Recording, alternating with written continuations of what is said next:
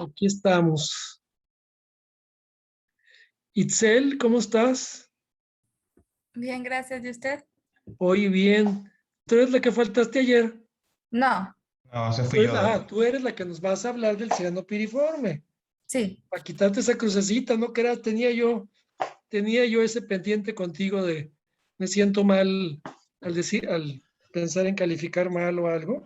Te felicito porque me hayas puesto esta diapositiva y explicarnos a mí y al grupo, a ver qué me enseñas, a ver qué aprendo de ti, seguro. este, anatómicamente, ¿cómo está el seno piriforme? Sí lo preparaste, ¿verdad? Sí, Es lo que estoy viendo. A ver, empieza a hablar, por favor. Buenos días a todos, y no les dije, ¿eh? Me da mucho gusto estar con ustedes. A ver, ¿el buenos seno días a piriforme todos. qué es? ¿Localizado cómo? Bueno, a los lados de las prominencias de aritenoides que van a delimitar la entrada a la laringe, va a existir una depresión en la pared faríngea y esto va a formar el seno piriforme. Estas terminaciones se encuentran en las porciones terminales ventrales de los arcos branquiales cuarto y sexto. Y sexto, embriológicamente. Pero Ujú. son partes laterales, acuérdense, laterales a la laringe. ¿Qué más? Bueno, esta es una imagen para ver Sí, ay, es una que imagen de vista indica que posterior, está ¿verdad? aquí en esta Postero parte. anterior. Sí, los aritenoides ahí Ujú. están, ¿sí? Ahí están señalan los aritenoides, Bueno, ahí abajo. esta No, parte. la anterior está bien bonita. La anterior, sí. Hasta subrayaste ahí es- fosa del receso piriforme. Se cambia muy rápido para que todos a nos ver, grabemos bien. en esa. Ahí, esa. Señala ¿Tienes ahí con qué señalar? Porque ahí ¿Sí está. ven mi mouse? Sí, ahí está el seno piriforme, esa Aquí y cavidad, aquí. fosa del seno piriforme, ahí está con rojo, muy bien lo marcaste. Son dos pequeñas cavidades, ¿se fijan? Hacia laterales a los aritenoides. Señálame los aritenoides. Ay, Ahí están muy claritos los aritenoides, los cartílagos aritenoides. Y luego fíjense algo que no les había dicho. Qué hermosa diapositiva, ¿eh? Entre los aritenoides está lo que se llama la escotadura interaritenoidea. Es un espacito, ¿va? Escotadura, ¿sí? Acuérdense de eso en la anatomía. Hay entre aritenoide de un lado y del otro está la escotadura.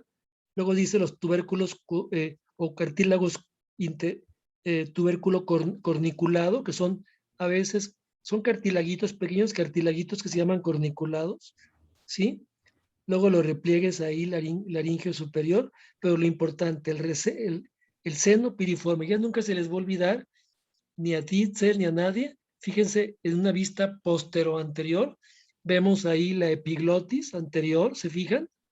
La epiglotis, esa epiglotis cuando deglutimos se hace para atrás y tapa lo que es el espacio respiratorio. Se pega, digamos, hacia los aritenoides y cierra la vía respiratoria para cuando comamos, ¿sí? La comida se vaya lateralmente hacia los senos piriformes. ¿Sí está bien? Está bien, entendí, qué bonita diapositiva, ¿eh? Te voy a encargar que mi correo me mandes tu trabajo, mija, ¿eh? sí, está bien. Te lo encargo. Fernanda creo que tiene mi correo. Me gusta mucho esta diapositiva y seguramente lo demás. Síguele. Bueno, también corresponden al espacio que van a formar las fibras del músculo constrictor inferior de la faringe y el cartílago Ok, están los tiroides. músculos. Recordar eso, están alrededor de los constrictor inferior y cartílago tiroides. Muy bien.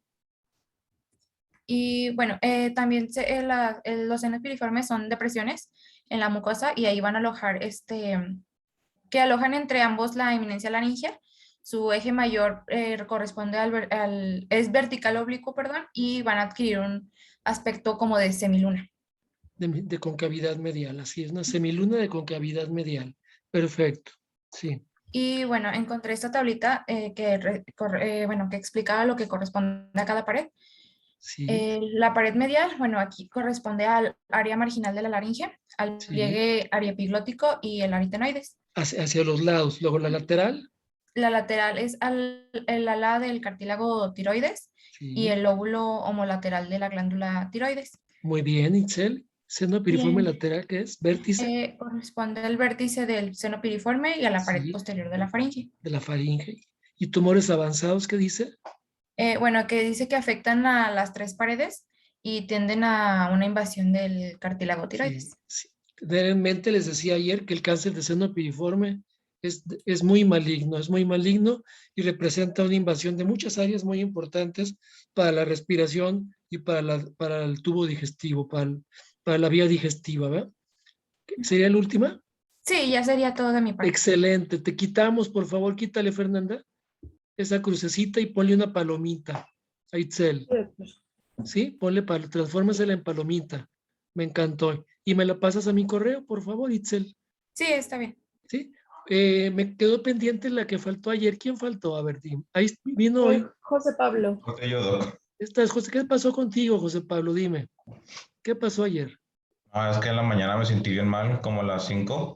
¿Qué te Me pasó? empezó a dar un dolor bien punzante y Sí. fue a la Cruz Roja y ya me dieron, ¿qué? ¿Dónde está la receta? ¿Pero qué te Me dolió? ¿Qué hicieron te un pasó? ultrasonido, Sí. ¿Qué te dolía? como el hipocondrio derecho y radiación para los testículos. Ah, se le dio un gacho. Ah, sí. ¿Y qué te dijeron que tenías? Que podría, pues, sí, probablemente tengo un lito. ¿Un litro, un cálculo? Sí, China en la torre, man. ¿Y ahorita te sientes mejor? sí, ya. Bueno, Ahorita no tengo nada. no te preocupes. Cuídate, trata tu salud. No te preocupes. Para mí tienes asistencia, por favor, Fernanda. Problemas de salud así importantes. Oiga, doctor, me alivié ayer o estuve en urgencias y no me enseñas nada. Yo soy un profesor que confío totalmente en la palabra de mis alumnos. Si no, no sé qué tipo de persona sería, ¿verdad? No necesito justificantes escritos ni nada. Con que me lo digas, creo en la palabra de todos ustedes y en su honestidad. Así que no tienes falta, cuídate por favor. Y sí me gustaría escuchar lo que preparaste en la introducción de las glándulas Sí, salivales. ¿Lo tienes, José? sí, sí, Doc, permítame. Ándale, empezamos. Empezamos para después continuar con lo que estábamos viendo ayer. Muy bien también expuesto. Por favor, José Pablo. Ándale, muy bien. ¿Empezamos? Bien, quiero saber sobre las glándulas salivales. Para empezar, hay que saber su clasificación, que se clasifican en menores y mayores. Bien, En las mayores son pares y corresponden a las glándulas parótida, submandibular y sublingual, que son bien, las que veremos más a fondo. sí, Las glándulas salivales mayores se localizan fuera de la cavidad bucal y están conectadas a ella mediante un sistema de conductos. Ahorita perfecto. hablaremos más de ellos. Y las menores se encuentran debajo de la mucosa de la cavidad bucal y vierte su secreción directamente a través del conducto rudimentarios corto. Esto quiere decir que está localizado alrededor de toda la boca y va secretando poco a poco saliva y otras sustancias para facilitar la masticación. Así es. Y no nada más eso, decía yo ayer que las menores no nada más están en la boca, también existen en la faringe, también existen en los senos paranasales.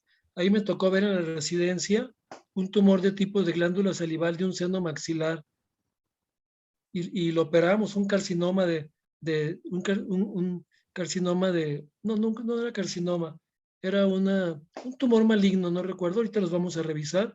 El más frecuente de los tumores malignos de glándulas salivales, este, se hizo en un seno maxilar y requirió maxilectomía total. Entonces también se encuentran los menores dentro de los senos paranasales. ¿Qué más? Bien, ya La pasamos con parótida. la Sí, glándula parótida. Está compuesto, es de compuesto tipo ceroso, es plana y forma triangular, irregular. Está limitada atrás por la apófisis mastoides, adelante por la rama mandibular y arriba por el arco cigomático y debajo por la línea que une la punta de la mastoides y el ángulo de la mandíbula. y el Como ángulo de pueden la ser, mandíbula. es esta Muy la más bien, grande, la que está en medio de la fotografía, que es la que abarca exactamente. casi todos los músculos de masticación. Y a través de esa glándula, en su parte media, ¿qué nervio pasa por la glándula? ¿Sí lo viste? El, el facial. El nervio facial. Recordar siempre que la glándula parótida es atravesada por el nervio facial que ahí está, ese tronco grande, que no tiene nombre, pero ese tronco grande es el nervio facial. la atraviesa y da sus ramas cervicofacial, ¿sí? Da tres ramas, a la frente, a la cara y hacia abajo. Y da la inervación motora a la cara, ¿verdad? Y al cuello, ¿sí? Entonces, recordar eso, y anatómicamente y quirúrgicamente, ese nervio facial divide a la glándula parótida en un lóbulo superficial y en un lóbulo profundo. Recuerden eso, ¿sí? El nervio facial divide a la glándula en dos lóbulos, que es el superficial y el profundo. ¿Qué más? Muy bien. Ahora Conducto hablaremos sobre el parotidio de conducto Stenn. parotidio o el conducto de Stenn. Como ¿Qué pueden es ver eso? en la imagen, es este verde que está atrás de la glándula parotidia. Sí, Emerge a la superficie inferior de la porción anterior de la glándula y discurre a través del músculo massetero. Pase hacia adelante un centímetro bajo del arco cigomático junto con la rama bucal del nervio facial. Gira hacia exacto. la línea media sobre la borde anterior del músculo massetero para penetrar en la grasa bucal y el músculo bicinador hasta desembocar en Bucinador, la boca. bucinador. El Bucinador, bucinador es, perdón. infla los cachetes, mijo. Infla los cachetes con la boca cerrada y ese es el bucinador, porque nos hace inflar la boca cuando echamos aire. Ese músculo es el bucinador, ¿sí? ¿Qué más? Hasta desembocar. Hasta desembocar en la boca a nivel del segundo molar superior. No se les olvide, desemboca, esa es pregunta de examen, creo. Desemboca en la boca a qué nivel? A nivel del segundo molar superior. Ahí vamos a ver la pequeña papila de desagüe del conducto de Stenn, se ve, ¿sí? Y si apretamos la glándula, vemos hasta cómo sale saliva. Este conducto tiene ¿qué? Este conducto tiene alrededor de 4 a 6 centímetros de longitud y 0.1 milímetros de diámetro. Su principal función es transportar saliva y facilitar la masticación. Perfecto. Muy bien. ¿Qué más? Nervio No, facial, ándale, muy es lo que bien. estamos hablando anteriormente, que es lo que Tú atraviesa exponlo, sí. Me el adelanté, perdóname, pues, sí. no, no, ningún problema. ¿Qué es lo que lo atraviesa? Como podemos ver aquí, lo atraviesa el nervio facial, o también conocida como pata de ganso, que viene Sí, del aurículo temporal hacia la glándula. sí, así es. Cómo la atraviesa, ven qué bonito. ¿Sí? Nervio facial, que es el séptimo paracraneal, conforma la pata de ganso, que es la división pues, del nervio facial, así se le habla, y del nervio aurículo temporal. ¿Ya? ¿Qué más? Bien, y ahora pasaremos con sus Las arterias, arterias. Sí, el sistema que, arterial, ¿qué tiene? que tienen principalmente tres principales: carótida externa, maxilar interna y temporal Y la superficial, y un temporal cuarto que lo veremos superficial. más adelante. Sí, Podemos ver la carótida externa, asciende por debajo del músculo digástrico estiloideo, se sitúa en la escultura, en la superficie profunda de la glándula. Como podemos ver en la primera imagen marcado con rojo, es lo que estoy describiendo, sí, que será su trayecto. sí, así es. Muy Entonces, ¿cómo esta bien. cercanía? ¿Cómo la cirugía de la parótida? Tenemos que ser muy cuidadosos, ¿va? De no darle un golpe, una lesión a la carótida externa.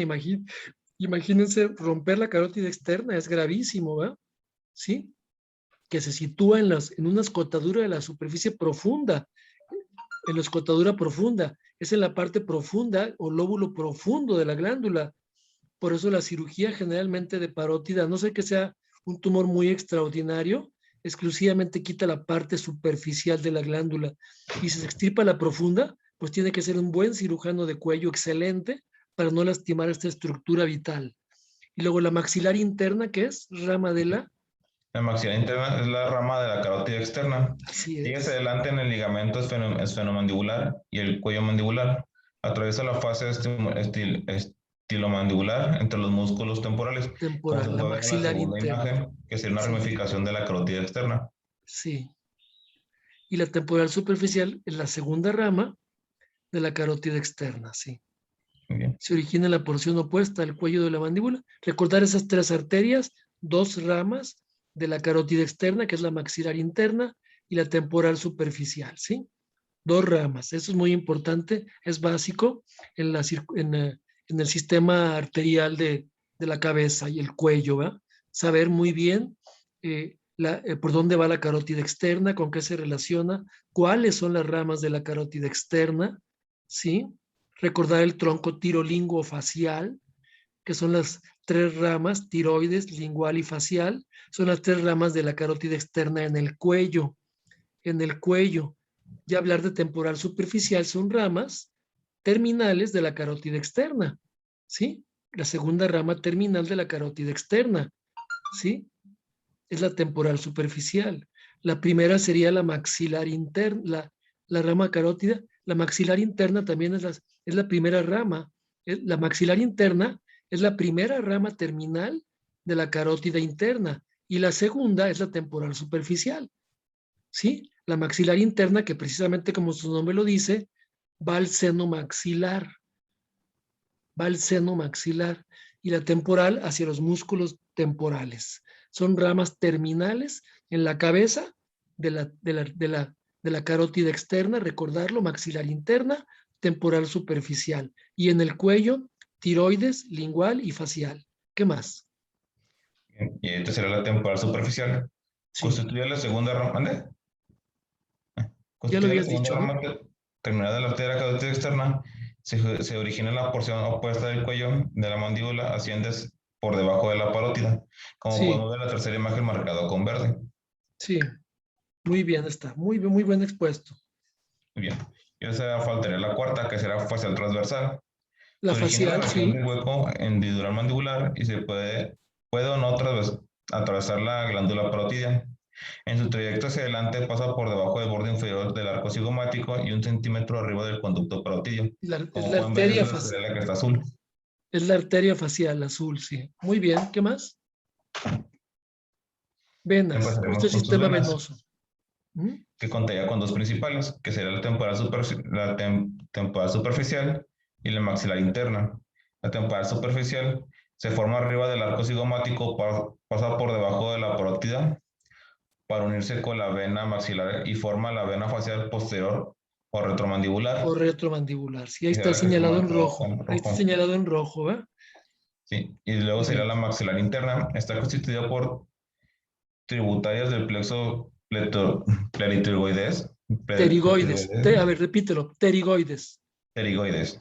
Pterigoides. Pasa Pasa entre el ligamento esfenomandibular y el cuello de la mandíbula para formar también la vena facial posterior. Esto ya sería internamente a ella. ahora, te voy a hacer una pregunta de examen. El pterigoides. ¿De dónde viene eso pterigoides? Es una apófisis pterigoides. Nomás tú contéstame. ¿Sabes tú a qué hueso pertenece ese hueso pterigoides? ¿A qué hueso de la cara? El pterigoides. Si me dices, me apantallas. ¿Sabe? Me referiría que estudiaste bien la anatomía de la cabeza, de los huesos. ¿El pterigoides a qué hueso pertenece? La Ay, no apófisis, sé. esa apófisis pterigoides. ¿Pertenece al hueso? Rápido, si sabes. Ay, No, ¿va? Por eso no, toma su doctor, nombre de no. plexopterigoides, ¿va? A ver, ayúdele a alguien. Del esfenoides. Esfenoides. Del esfenoides, doctor. Al esfenoides. ¿Es rama del esfenoides? ¿Seguro del esfenoides? ¿El pterigoides? ¿No es del etmoides? Del esfenoides, ¿no? Rama. Chécanlo rápido, porque yo lo conozco como las apófisis pterigoides. Son las ramitas esas que hacen como que se ven como murciélago. Son las ramas pterigoideas del etmoides. Chéquenlo a alguien ahorita rápido y me corrige, ¿sí? Continúa, por favor. Bien. Sí, me sale que es del esfenoides. Dice que es del esfenoides. Sí, es de los esfenoides. Del A ver, esfenoides. léelo, ¿cómo está? Dice, las apófisis pterigoides del hueso esfenoides se proyectan hacia abajo y detrás del maxilar. Perfecto. Entonces es del esfenoides. Fíjate, yo te tenía entendido. Ahora, a ver, checa a ver si existen apófisis pterigoides del etmoides. A ver, chequen eso. Capaz que los dos tienen ramas pterigoideas. El etmoides, a ver si tiene. Continúa. Bien. Glándula submandibular. Ya ahora hablaremos sobre la glándula submandibular. Sí. Es la segunda en tamaño de las glándulas salivales. Se encuentra en el triángulo submandibular y se extiende sobre la región superficial de los vientres anteriores y posterior del músculo digástrico. Su Entonces, borde posterior. recordar que el músculo digástrico es un músculo muy importante en el piso de la boca y tiene dos vientres, anterior y posterior, ¿va? ¿Sí? Y por ahí pasa, y ahí está acostadita la glándula submandibular. Su borde posterior Su borde posterior se halla en la relación cercana con la porción inferior de la glándula se parótida. contactan, ¿verdad? Se llegan a pegar en la parte posterior, ¿sí? Sí. Ok. Como pueden ver, ¿Qué la más? imagen es la segunda y es la que está más abajo. Aquí lo que no menciona es que se divide en dos porciones.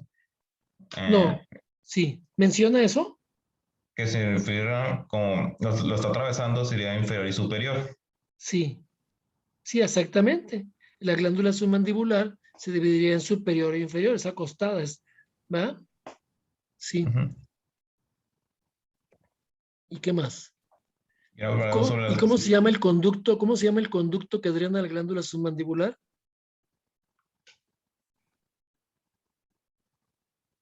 Ahí tiene un conducto, ¿va? Que ahí está en el dibujo. El conducto que drena es el conducto de Wartin. ¿Sí o no? Sí, sería ¿Sí? este. Exactamente, ahí está el conductito de Wartin. Recuérdenlo, ¿sí? El conducto de Wartin, submandibular, sternum parótida. ¿Continúa? Ya se La habló sobre la glándula sublingual, ¿sí? sublingual. Está situada sobre el músculo ganigloso, de la cual se separa por el nervio lingual y el conducto submandibular. Su Sí. secreción drena la boca a través de 10 a 12 conductos. Hay muchos conductitos, ¿verdad? Que no tienen nombre. 10 a 12 conductitos en la sublingual. Su riego principal, Pues, su riego principal proviene de la arteria submentoniana, de la rama facial, y de la rama sublingual, de la arteria lingual. todas ramas de la carótida externa. Todas esas son ramitas terminales de la carótida externa. La facial, la sublingual, la arteria lingual. Todo eso son ramas de la arteria carótida externa. ¿Qué más?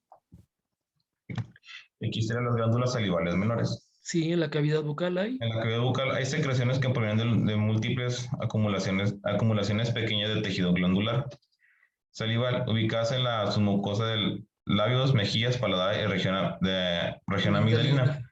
También en la amigdalina. En total suman, En total suma de 10 a 300 glándulas. Estas pueden ser serosas, mucosas o mixtas. Se abren en la cavidad bucal. Esto quiere decir que está distribuida por toda la boca. así es, así es. Muy bien, muy bien, muy bien expuesto. Muy bien. Bioquímica, ándale, esto es importante y creo que una o dos preguntas en el examen vienen de la bioquímica, de la fisiología, de la saliva. A ver, la secreción salival Bien. resulta, La relajación salivar resulta en la estimulación táctil, mecánico, visual o gustatoria. Esto quiere decir que se puede estimular de estos tres tipos, no sí, simplemente masticando, de los reflejos intrabucales y del estímulo olfatorio. Esto quiere así decir es. que podemos simplemente imaginarlo y lo estaríamos estimulando. Y empezamos a estimular, así es, muy bien. Puede estimularse en forma directa, La glándula puede estimularse de forma directa mediante fármacos adrenérgicos y colinérgicos. En el ok, volumen total diario de saliva varía entre 10.000 a 1.500 mililitros. de 1000 a 1500, de 1 litro a 1,5 litros. Eso creo que viene en el examen. Anótenlo ahí, de 1000 a 1500 mililitros, ¿sí? El volumen total diario de la saliva, es un chorro, ¿eh? Luego las submandibulares producen, Las glándulas submandibulares producen el 71% de la saliva, las parotídeas el 25% y las sublinguales y las glándulas salivales menores del 4%. pues fíjense, ahí para que no se les olvide cómo, no por ser mayor, la parótida es la que produce más saliva, sino es la submandibular la que produce más saliva. Luego el pH de la saliva es que, El pH de la saliva parotídea es de 5.8 y de la glándula submandibular de 6.6. bueno, varía, no tiene mucha importancia, ¿sí? Casi es neutral, ¿va? El 7. Proteínas, tienen proteína, ¿va? La naturaleza viscosa, Muy bien. Elementos orgánicos de la saliva se dividirán en proteínas, mucoproteínas, inmunoglobulinas y aminoácidos. Las sí, proteínas, la naturaleza viscosa es la proteína de la naturaleza viscosa, de la depende de la abundancia de las micoproteínas. Esto quiere decir que la sensación viscosa, pero esto depende de la abundancia de las micoproteínas. bien. Las proteínas de la saliva parotídea son de 200 miligramos a 100 Por 100 mililitros. mililitros. Y los de la glándula submandibular de 100 mililitros, de 100 miligramos a 100 mililitros. Muy bien. Bien, las mucoproteínas Mucoproteínas pueden ser, pueden ser funcomucinas, sí, constituidas por partes iguales de fucosa, glucosamina y galactosa. Esto quiere decir que será su componente principal. sí. ¿Y las inmunoglobulinas cuáles son las principales? Menciónalas. Las inmunoglobulinas inmunoelectroforesis del líquido tisular, producidas por las glándulas parotídeas y mandibular, ha mostrado la síntesis local de IgE, IgM y de IgA y globulina alfa. Bien. Aminoácidos. Aminoácidos, la saliva contiene con mayor frecuencia glicina, prolina, taurina y ácido deltamino-valérico. Sí, muy bien. Y la urea, la concentración promedio de esta compuesta de la saliva es de 20 miligramos a 100 mililitros. Muy bien.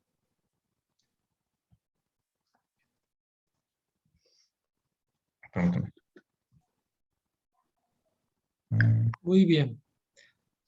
Parotiditis aguda, esto te toca a ti todavía. Adelante. Parotiditis aguda, Sí, su activa de esta. Es que no lo alcanzo a leer, permítame.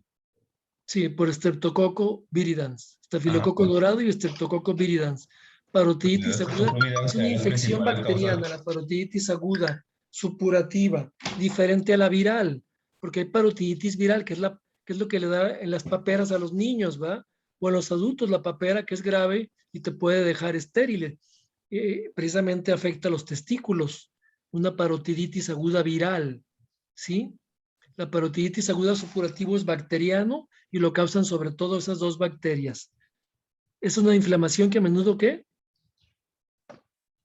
Es una inflamación que a menudo se inicia como una celulitis y puede evolucionar a formación de un absceso. Así es. Obstruir las paredes de los conductos y a necrosar el parénquima salival. Parénquima salival. Factores predisponentes, ¿cuáles son? Los factores predisponentes son deshidratación, desnutrición, estados de inmunosupresión, presencia de focos sépticos de cavidad bucal y cialactasia. Cialactasias, ¿verdad? Eso es cierre de los conductos salivales, la cialactasia. Y luego manifiesta. Sus manifestaciones genera edema parotídeo, fiebre, presencia de exudado purulento a través del conducto de esteno. Exacto. ¿Y el tratamiento? El tratamiento será antibioterapia, antiinflamatorio y hidratar constantemente. Mucha hidratación. ¿Qué más? Parotiditis epidémica, esa sería la viral, las que les digo, ¿verdad? La araxonvirovirus. Sí. La parotiditis epidémica, su principal causante sería aramixovirus. Sí. Este virus penetra la parótida a través del conducto de Stenón, en la cual sufre su primera multiplicación y provoca a continuación viremia generalizada. Presenta síntomas entre 18 a 21 días, que sería su periodo de incubación, pero también se puede detectar en las primeras semanas. La parótida se inflaman con rapidez y ellos suscitan dolor agudo al abrir la boca. Así es lo clásico. Abre la boca, duele, la tocamos, duele y está inflamado los cachetes. Es la parotiditis o famosa papera. Pruebas serológicas muestran. Aquí para dar el diagnóstico ya confirmatorio serán pruebas serológicas. Anticuerpos. Es una alta elevación de anticuerpos de su cuádruple, concentración normal. Y eso se consideraría positiva. Muy bien. ¿Qué más? La recurrente de la infancia debido al herpes zóster. Igual los virus del herpes. Ahí está el problema. Bueno. ¿Es más frecuente? Bueno, más frecuente en menores de 10 años, en particular antes de los 5. Estos vienen acompañados de dolor, fiebre, alteraciones salivales como cialorrea, o sea, salivar demasiado, y a veces puede salir purulenta. Sí. La celografía de Moghodol, ese sería su método diagnóstico. Doc, el Moghodol, ¿qué se viene haciendo? ¿Medicamento o un líquido de contraste? Es un medio de contraste. Es bien. un medio de contraste, Moghodol. Se mete es un medio de contraste para que la radiografía se vea el conducto. Sombras punteadas, ¿sí? Bien. Sombras punteadas se deben a cavidades quísticas con dilatación de los conductos intralobulares Sí. intralobulares. Y microscópicamente vemos, Microscópicamente sería ya da la confirmación, serían ancinos, en espacio intracelular se encontraba alargada, en forma irregular, había pequeños secretorios en abundancia de vacuolas en el citoplasma. Conductos periféricos se hallan alargados con aumento del gránulo de secretores, fibroblastos y fibrinas y se encontraría fibroblastos y fibras de colágeno. Y las cavidades quísticas se observa un retículo endoplásmico alargado y con ribosomas libres. bien, perfecto. Te recordar el herpes simple, herpes zóster y virus coxsackie como causas de parotiditis. ¿Qué más? Y la epidémica, ¿verdad? ¿Vale? Ok. Bien, ahora peritonitis por Pues es muy rara esa, ¿verdad? Pero menciona nada más. Irene cordens. Este Sí, muy germen es raro. parte de la flora bucal normal, no sé qué es raro que nos dé porque estamos acostumbrados a ella. El proceso infeccioso por este agente son secundarios a traumatismos, cirugías, heridas contaminadas de la boca, administración parenteral o cefalosporina. Muy rara. ¿Qué más? Esa no me importa. Granulomatosas. ¿Cuáles son las enfermedades granulomatosas de las glándulas salivales? Explícalo. Bien, aquí se dividirían en enfermedades granulomatosas. En las glándulas se afecta con mayor frecuencia en la parótida, donde ocurrirán estos. Sí. La presencia de granulomas y necrosis de tipo gaseoso y su Sí. tratamiento sería Con prednisona de prednisona. 0.5 miligramos. Sí. Bien. Muy bien, y ahora Sí. las enfermedades granulomatosas vinculadas a estas serían dos principales: granulomatosas de Werner y ¿De enfermedad qué? de Crohn o micosis Granulomatosis de Wegener. granulomatosa. Granulomatosis de Wegener, repítelo. Wegener. Wegener. La W no Wegener. digas Wegener. Granulomatosis de Wegener es la principal y la segunda es la enfermedad de Crohn, ¿sí? Que también afecta como enfermedad granulomatosa el intestino. Generalmente se asocia la enfermedad de Crohn a colitis ulcerosa, granulomas, ¿sí? A ver, pero tú expóngelo. Bien. En la granulomatosis de Wegener, esta se encontraría principalmente en la glándula parótida como la submandibular. Los tratamientos se basan en trimetoprim con sulfametazol, así como tratamientos inmunosupresores Con con prednisona y prednisona ciclofosfamida. y ciclofosfalimida. Y en Y la la enfermedad enfermedad de de Crohn, Crohn que ya o vieron, ¿sí? colitis granulomatosa sería por toxoplasmosis y la tuleramia y la enfermedad por arañazo de Bien. gato. Ya vieron la enfermedad de Crohn, ya vieron gastroenterología, Sí. Sí. ¿sí? Sí. Las dos principales, recordar que las dos principales enfermedades granulomatosas del colon son la enfermedad de Crohn y la colitis pseudomembranosa.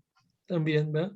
La colitis y la crónica pseudomembranosa o la enfermedad de Crohn son las dos principales. Por eso me acuerdo que yo presenté ese tema en medicina, las enfermedades granulomatosas del colon. ¿Qué más? Ya se va a acabar, nos volvemos a conectar terminando. Si a la metaplasia necrosante, ¿qué es?